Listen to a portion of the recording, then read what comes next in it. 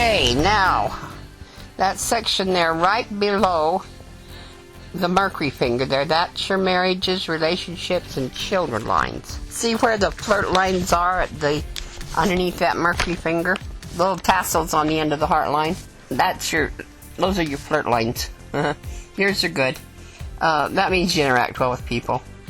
And then that section between the flirt lines and the ring around the Mercury finger, you divide that into thirds because those marriage and relationship lines run horizontal from the outside of the hand. Your children lines run vertical down from the Mercury finger. So where the flirt lines are to the ring around the Mercury finger, starting at the flirt lines, that first third would be age 20, 30. Next third is about 40, 50, and the last third is about 60, 70, 80. Okay, see the children, the little green lines? Got a little green asterisk there. Go over there to the left side where it says children.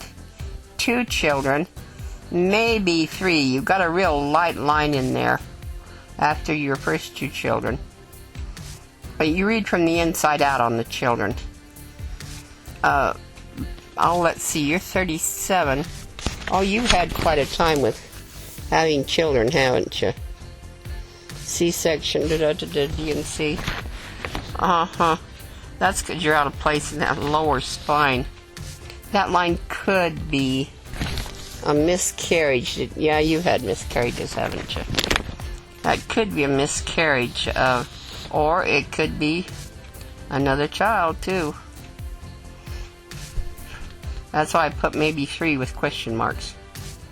Okay, going up from the flirt lines, I see 2 relationship lines. They're in the red before your marriage. And then I see the marriage line. Good marriage line. Nice color. It's quite long.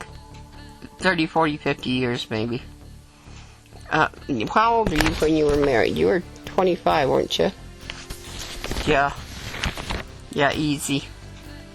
That marriage line's an excellent line.